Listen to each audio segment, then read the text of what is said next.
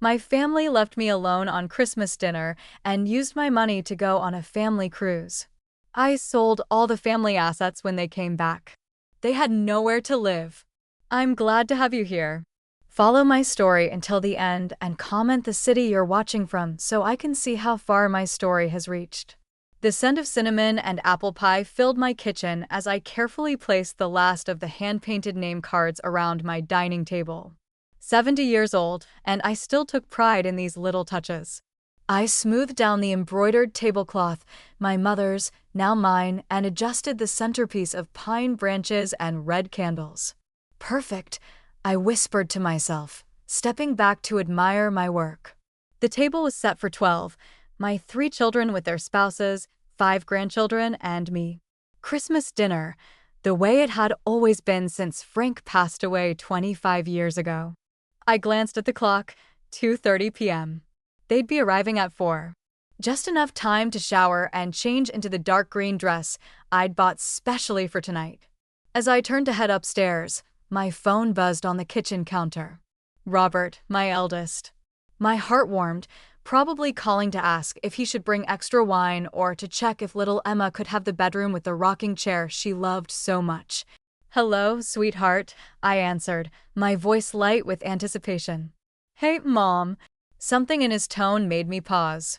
"Listen, there's been a change of plans." My hand tightened around the phone. "Change of plans?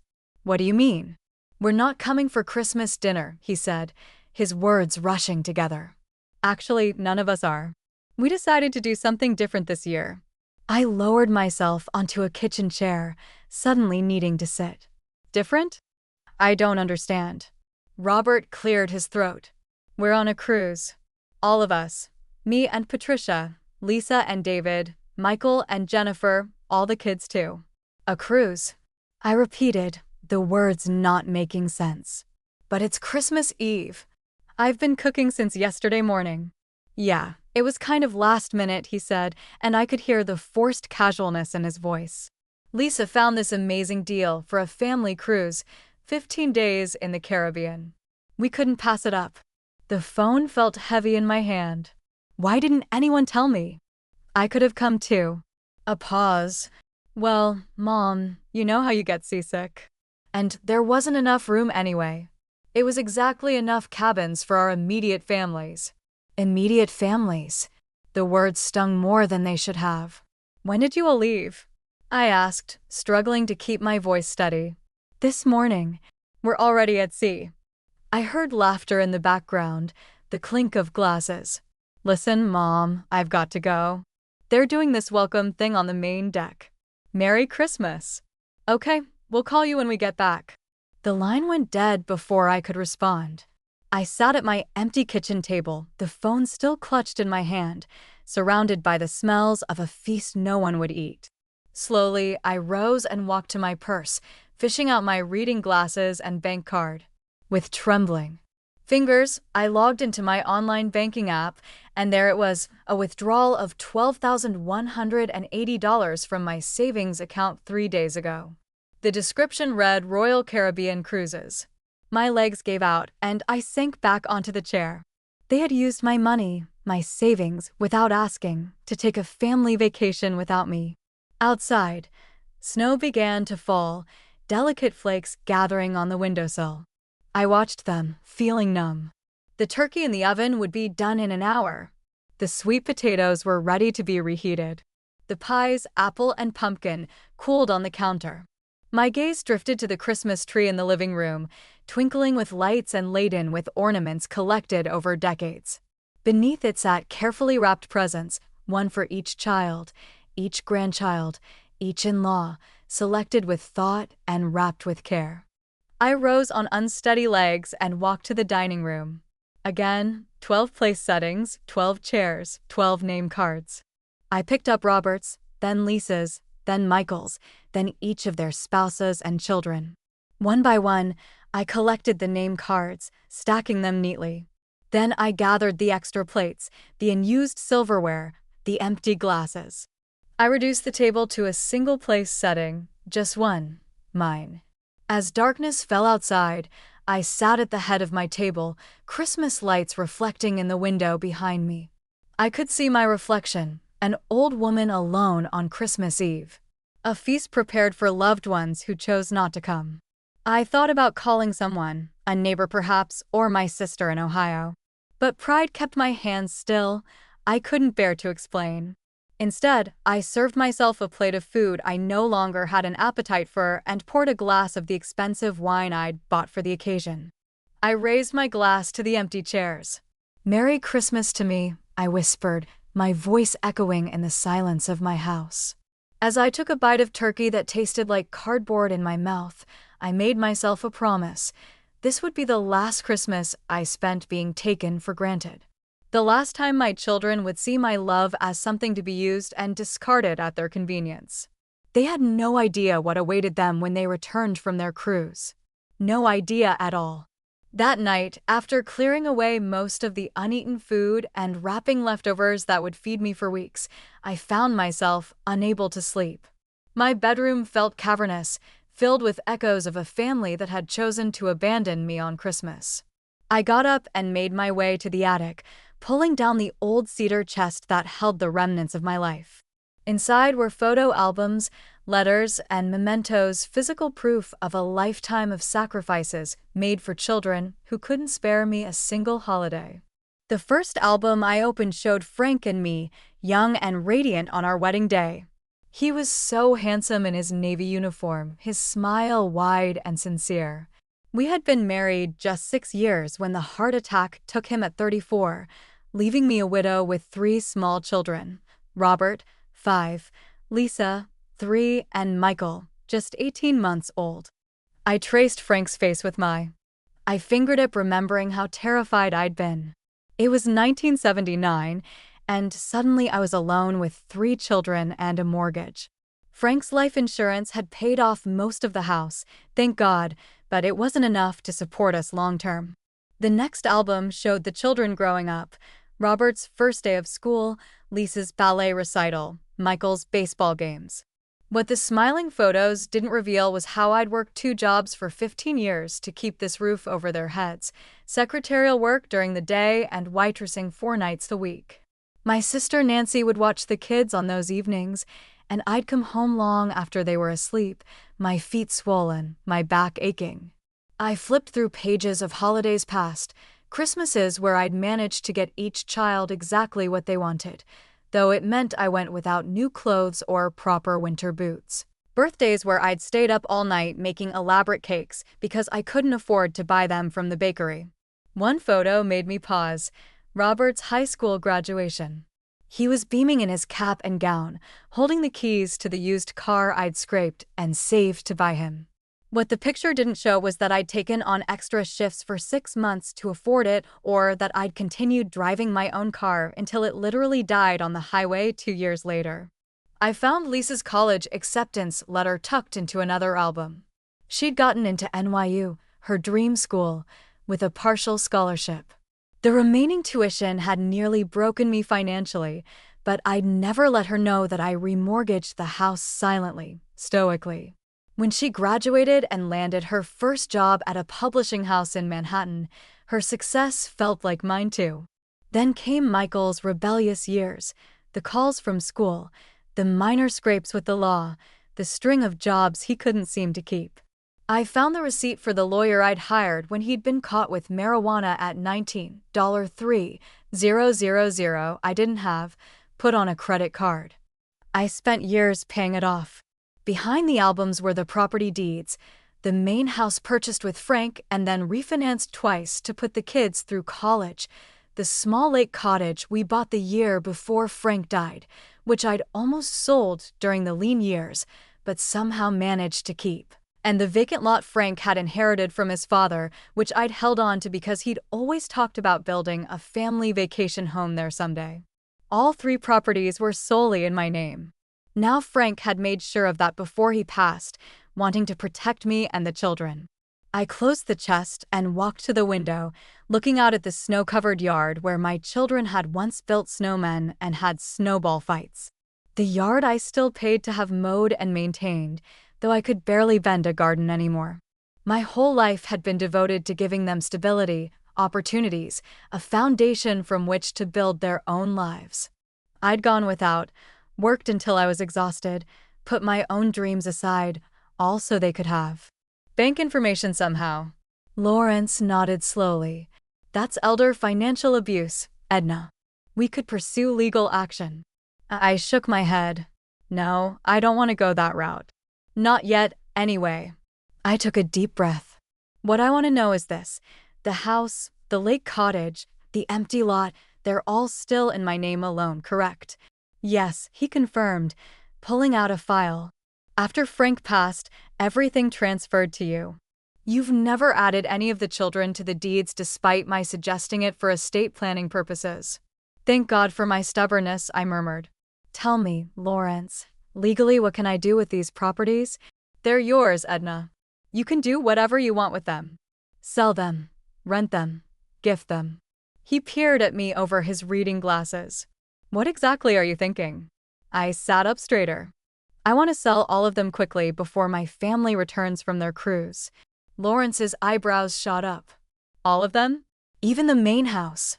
Especially the main house, I said firmly. Edna, he said gently, this is a major decision. One often made in the heat of emotion. Perhaps you should. I cut him off.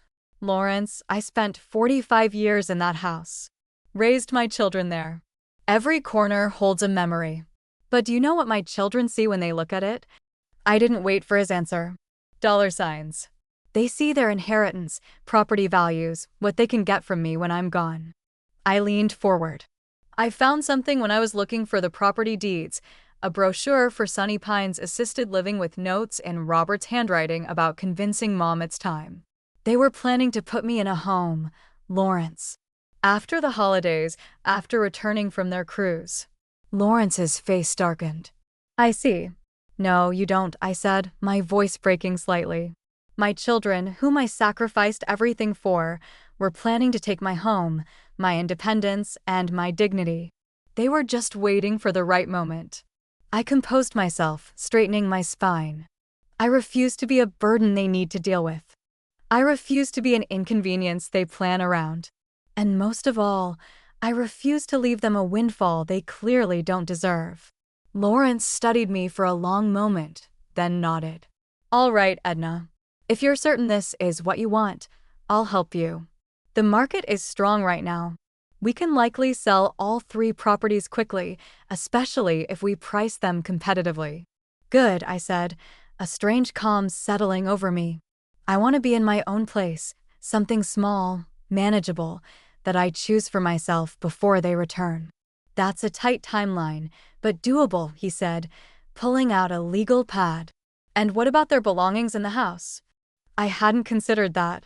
The children still had rooms filled with their things, boxes of memorabilia I'd kept for them, furniture they'd claimed but left with me because they didn't have room in their own homes. Put it all in storage, I decided. I'll pay for 3 months. After that, it's their responsibility. Lawrence made notes, then looked up at me. Where will you go, Edna? Have you thought about that? The first time since making this decision, I felt a flutter of excitement. There's a small condominium complex near the park I've always admired when I go for my walks. The units have balconies overlooking the duck pond, Parkview condominiums. Those are lovely, Lawrence agreed, and certainly within your budget, especially after these sales. As we worked through the details, I felt a weight lifting from my shoulders. For decades, I'd carried the burden of that house, the maintenance, the property taxes, the memories, both sweet and painful. I'd stayed because I thought that's what my family needed, a home base, a gathering place, a legacy. But they'd shown me exactly how much they valued that legacy when they abandoned me at Christmas and stole my money. By the time I left Lawrence's office, we had a plan in place. He would contact real estate agents that afternoon. The properties would be listed by the end of the week. With any luck, I would be in my new home before my children's ship docked. As I drove home past the familiar streets where I'd raised my family, I felt something I hadn't expected: freedom. For the first time in decades, I was making a decision purely for myself, not calculating how it would affect my children, not sacrificing my needs for theirs. It felt terrifying. It felt exhilarating. It felt right. The next 2 weeks passed in a whirlwind of activity that left me little time to dwell on my children's betrayal. Lawrence had been true to his word, connecting me with Mary Ellison, a real estate agent specializing in quick sales. "These properties are gems, Mrs. Warren," Mary said during our first meeting, her eyes gleaming as she toured my home. "The market is hot right now, and inventory is low. If we price them right, they'll move fast." And move they did. The Lake Cottage sold first, just 3 days after listing, to a young couple eager for a weekend retreat. They paid cash, allowing us to close quickly. The vacant lot went next, purchased by a developer who'd been eyeing that area for years. The sale of those 2 properties alone provided enough for my new condo and a comfortable financial cushion. The main house, my home for 45 years, took slightly longer, but by the end of the second week, we had multiple offers. I accepted one from a family with 3 young children. The mother had tears in her eyes when she walked through the backyard. "I can just see our kids playing here," she said, smiling at me. "This is a home where memories are made." I nodded, remembering pushing my own children on the swing set that used to stand under the oak tree. "Yes, it is." While the sales moved forward, I found my perfect new home, a 2-bedroom condominium on the 2nd floor of Parkview, with a balcony overlooking the duck pond, just as I'd imagined. The building had an elevator, a small fitness room, and a community space where residents gathered for coffee each morning. At my age, the idea of neighbors close by was comforting rather than intrusive. The condo itself needed updating. The kitchen was straight out of the 1990s, and the carpet had seen better days. But it was mine, not a repository of family history or expectations, but a fresh start. With each day that passed, my resolve strengthened.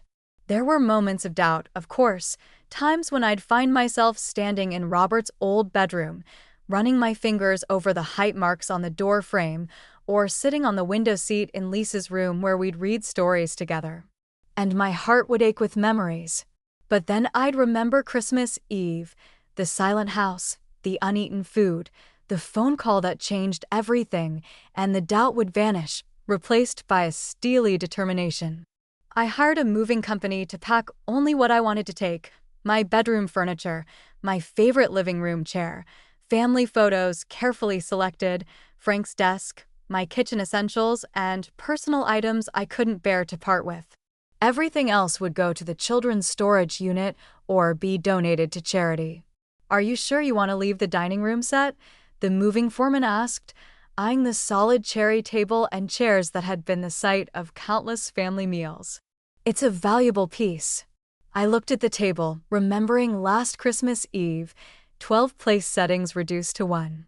"I'm sure," I said firmly. "I won't need it where I'm going." As moving day approached, I worked through the house methodically, room by room, deciding what to keep, what to store for my children, and what to donate. It was like excavating the layers of my life, each object carrying its own weight of memory. In Robert's old desk, I found a shoebox full of birthday cards I'd given him over the years, each with a handwritten note inside. In Lisa's closet, there was the prom dress I'd sewn by hand when we couldn't afford the one she'd wanted from the department store. In Michael's room, I discovered the guitar I'd bought him for his 16th birthday, the one he'd played for 3 months before abandoning it for a new interest. I placed these items in carefully labeled boxes, along with other mementos I thought they might want someday. The rest, furniture they'd left behind, childhood trophies, old school projects, went into the storage unit I'd rented for them. 2 days before my children were due to return from their cruise, I stood in my emptied house for the final time. The walls were bare, the rooms echoing with absence. Only the dining room remained intact, as the new owners had asked to purchase the table and chairs along with the house. I walked through each room slowly, saying goodbye to the space that had sheltered my family through decades of joy and sorrow. In the kitchen, I remembered teaching Lisa to bake cookies. In the living room, I saw Christmas mornings, birthday celebrations, movie nights. In the backyard, I pictured summer barbecues and winter snowball fights. This house had been more than walls and a roof. It had been the foundation of our family life, and now I was walking away from it. But as I locked the door for the last time and paused, I placed the key under the mat for the new owners as arranged. I felt not grief, but a profound sense of rightness. This chapter of my life had ended. It was time to begin a new one. My new condo welcomed me with sunlight streaming through the large windows, illuminating possibilities rather than ghosts. I spent my first night there arranging and rearranging my belongings, making the space my own. I hung a few cherished photographs, Frank in his Navy uniform, the children when they were small and still adored me without complication, and my parents on their 50th anniversary, but left most of the walls bare, ready for new memories. That evening, I sat on my balcony with a glass of wine, watching ducks paddle across the pond as the setting sun turned the water to gold. For the first time in weeks, I allowed myself to imagine my children's reaction when they returned to find their childhood home sold, their inheritance liquidated, their mother gone.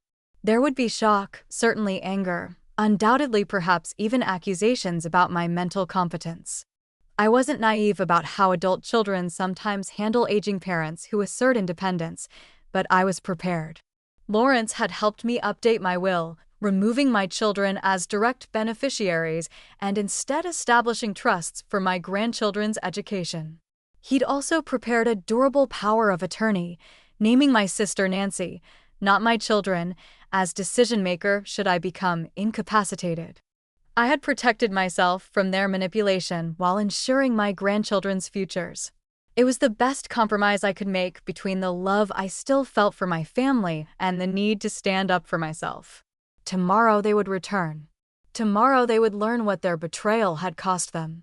Tonight, though, I would sleep peacefully in my new home, unburdened by a house too large, memories too heavy, and children who had taken me for granted one time too many. The call came at 9:17 a.m. I was having coffee on my balcony, watching an elderly man feed the ducks when my phone lit up with Robert's name. I let it ring 3 times before answering. Hello. I kept my voice neutral, as if this were any ordinary day. Mom? Robert sounded frantic. Where are you? What's going on? I took a slow sip of coffee. I'm at home. No, you're not. We just pulled up to the house, and there's another family moving in. They said they bought it from you. So they'd gone straight to the house from the cruise. Of course they had. They needed to drop off their luggage, shower in their own bathrooms, sleep in their own beds. Not once had they called to check on me during their 15-day vacation. Not a single text asking if I was okay. Yes, I sold the house, I said calmly, and the lake cottage and your father's lot. Silence filled the line, followed by what sounded like Robert covering the phone to speak to someone else. I could hear raised voices in the background, Lisa's high-pitched tone, Michael's deeper one. Mom? Robert's voice returned, strained with forced patience. What do you mean? You sold the house. Where are you going to live? Where are we going to stay when we visit? Where's all our stuff? I've moved to Parkview condominiums. As for your belongings, I've put them in a storage unit. I've paid for 3 months. After that, it's your responsibility. I gave him the address and access code. The keys are with the manager. This is insane, Robert sputtered. You can't just... You didn't even discuss this with us, like you discussed taking $12,800 from my savings account for your cruise. I countered, my voice still even, or like you discussed plans to put me in Sunny Pines assisted living after the holidays. Another stunned silence. How did you? He began, then stopped abruptly. Mom, that was just research. We were looking at options for the future, that's all. My future, I corrected him, which is now secure in a home I chose, paid for with money from properties I owned. But those properties were our inheritance. Lisa's voice suddenly came through. Robert must have put me on speakerphone. You had no right to sell them without talking to us first. My hand tightened around my coffee cup. I had every right, Lisa. The deeds were in my name alone. An inheritance implies I'm dead, which, despite your apparent wishes, I am very much not. That's not fair, Mom, Michael chimed in. We never said we wanted you dead. No, you just wanted me out of the way in a retirement home while you divided up my assets, I replied. Much more considerate. You're blowing this way out of proportion, Robert said, his tone condescending. We were just starting to think about the future. Your future. You're not getting any younger, Mom. No, I'm not, I agreed, which is why I decided to take control of my remaining years rather than leave my fate in the hands of children who abandoned me at Christmas and stole my money. We didn't steal, Lisa began. Robert took $12,800 from my account without my knowledge or permission to pay for a family cruise I wasn't invited to join, I interrupted. What would you call it? No one answered. Mom, Robert finally said, his voice softer now, cajoling. You're upset, and I understand, but selling everything is an extreme reaction. Let's talk about this. Where are you? We'll come over and we can work this out. I could almost see him, the same expression he'd worn as a teenager when caught breaking curfew. The one that said, I know I messed up, but I'm counting on your love to let me off the hook. No, Robert. There's nothing to work out. The sales are final. You can't be serious, Lisa said, her voice cracking. What about all our memories in that house? What about Dad? How could you just sell it out from under us? The mention of Frank sent a pang through my heart, but I held firm. Your father would be appalled at how you've treated me. He worked so hard to provide for us, to make sure I'd be taken care of after he was gone. Do you think he'd approve of you using my money behind my back, of planning to put me in a home so you could have my property? It wasn't like that, Michael protested weakly. It was. Exactly like that, I countered. And I've put a stop to it. Where are we supposed to go now? Lisa demanded, anger replacing her initial shock. We just got off a cruise ship. We need to shower, to sleep. I'm sure you can afford a hotel with whatever's left of my $12.80, I said dryly. Or perhaps you could stay with friends. That's what I would have done had I been included in your family vacation plans. This is ridiculous. Robert snapped, his placating tone evaporating. You're acting like a spiteful child, not a 70-year-old woman. Have you lost your mind? Actually, I've found it, I replied. For years, I've put your needs above my own. I've maintained a house too large for me, kept properties I didn't use because someday they'd be yours. I cooked your favorite meals when you visited, kept your rooms ready as if you were still children who might come home any day. I bent my life around yours. And how did you repay me? By excluding me from your Christmas plans and helping yourselves to my savings. I took a deep breath. No more. My life is my own now. My money is my own. My home is my own. You'll regret this, Lisa said, her voice cold. When you're old and lonely and need help, you'll regret pushing us away. Her words stung, but I refused to show it. I was old and lonely this Christmas, Lisa. The difference is now I'm choosing it on my terms, not having it forced upon me by my children's neglect. Fine. Robert's voice returned, hard with anger. If this is how you want it, fine. But don't come crying to us when you realize what a mistake you've made. I won't, I promised, and ended the call. I sat there for a long time after, watching the ducks on the pond, my coffee growing cold. The confrontation had gone much as I'd expected. Shock, anger, accusations, attempts to make me feel guilty. But what surprised me was how little their words had hurt. The pain I'd felt on Christmas Eve had been like a raw open wound. This was more like pressing on a bruise that had already begun to heal. It ached, but dully, distantly. My phone buzzed again. A text from Patricia, Robert's wife. How could you do this to your own family? The kids are devastated. They won't have Grandma's house to visit anymore.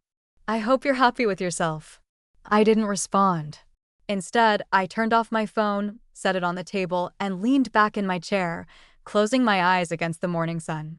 For the first time in a very long time, I was answerable to no one. The sensation was both terrifying and exhilarating. As I sat there, I heard a soft knock on my condo door. For a moment, I tensed, wondering if my children had somehow tracked me down already. But when I opened the door, I found an elderly woman standing there, holding a small potted plant. "Hello there," she said with a warm smile. "I'm Margaret from Unit 4C. I saw you moving in yesterday and wanted to welcome you to Parkview."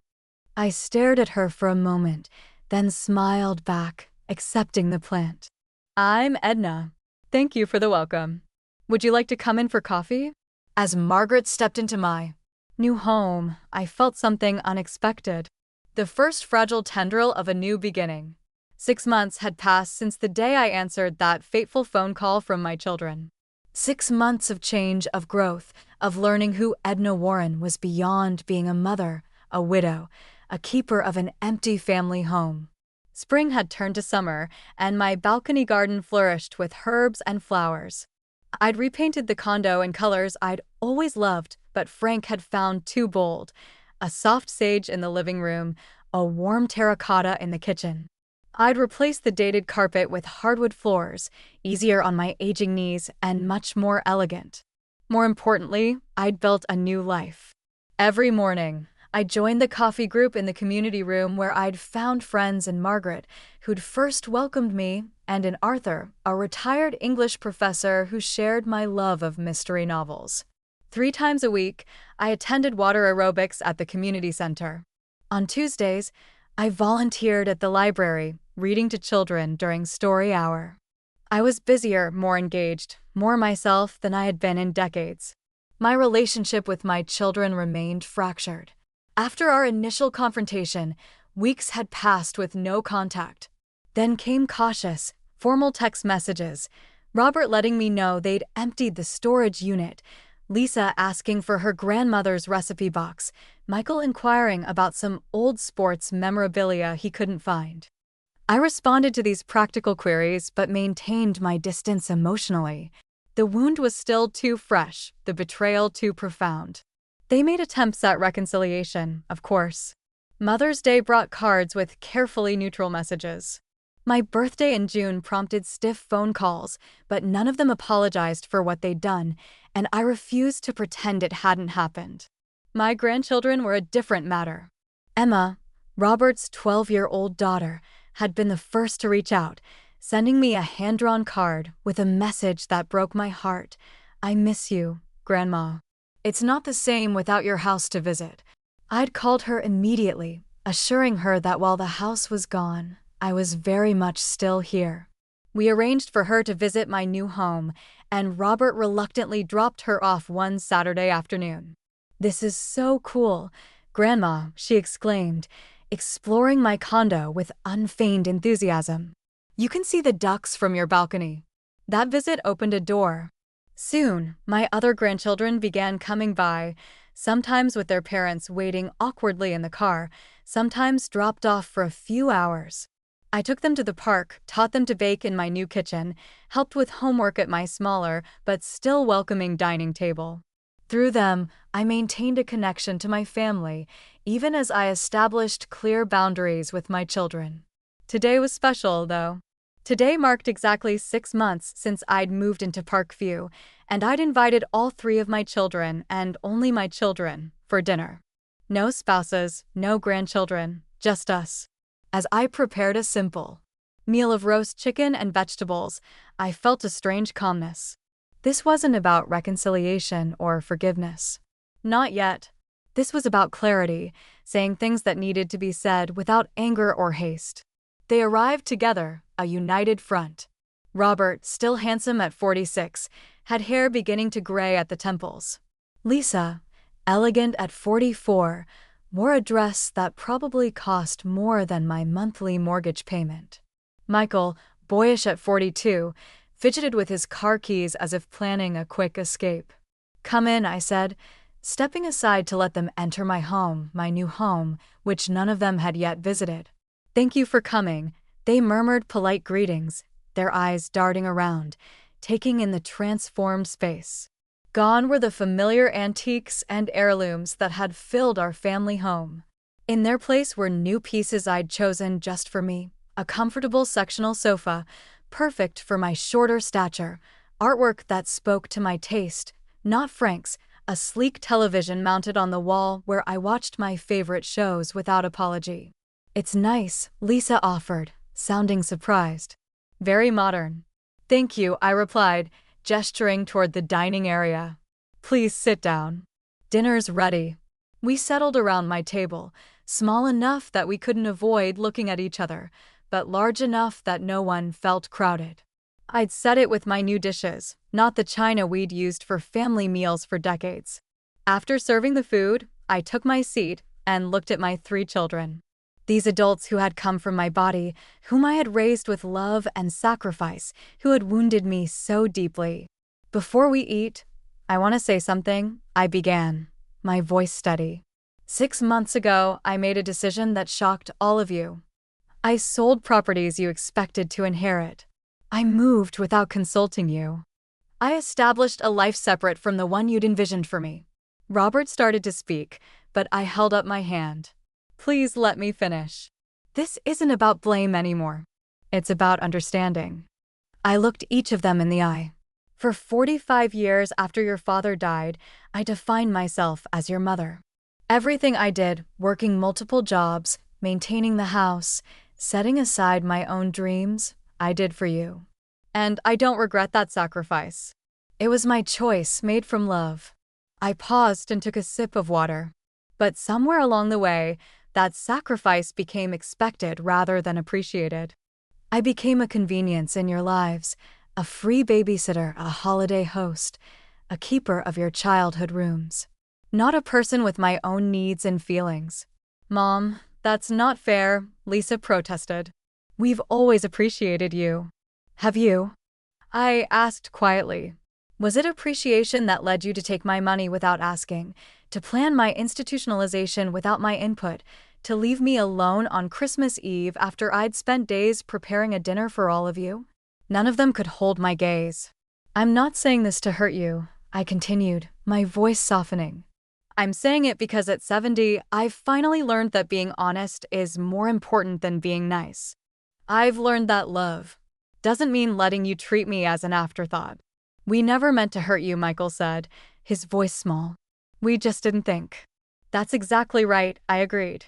"You didn't think about me, about my feelings, about the example you were setting for your own children, about how to treat their parents when they age." I took a deep breath.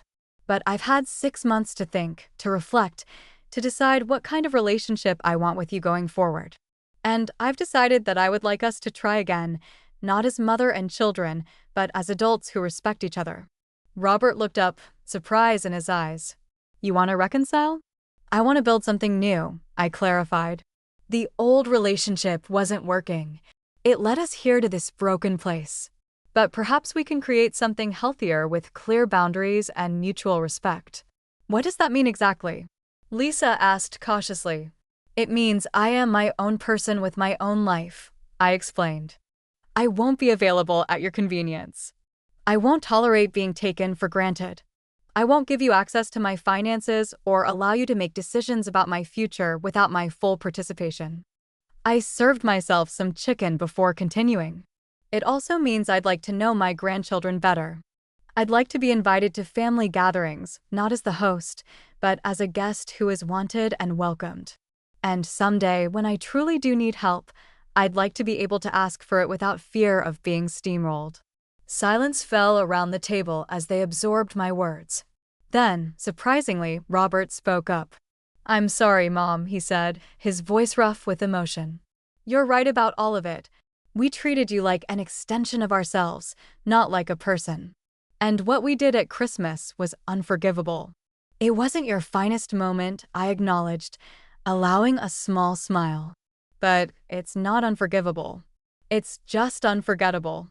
As we began to eat, the conversation tentatively shifted to safer topics: the grandchildren's activities, local news, my new friends at Parkview. The tension didn't disappear entirely, but it eased. By dessert, a simple apple crisp made from my mother's recipe, we were talking almost normally.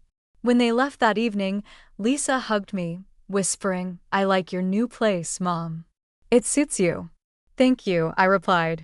That's because I chose it for me, not for anyone else. After they'd gone, I sat on my balcony in the summer twilight, watching fireflies dance over the pond. The evening hadn't magically healed all wounds or erased the past. There would still be difficult moments ahead, old patterns to break, new boundaries to maintain. But for the first time in a very long time, I felt at peace with my decision. I had reclaimed not just my financial independence, but something far more precious: my sense of self-worth, my right to be treated with dignity, my voice. The house was gone, yes. But I, Edna Warren, 70 years old, am finally truly myself. I remain stronger, wiser, and free. Now I'm curious about you who listened to my story. What would you do if you were in my place? Have you ever been through something similar? Comment below. And meanwhile, I'm leaving on the final screen 2 other stories that are channel favorites, and they will definitely surprise you. Thank you for watching until the end.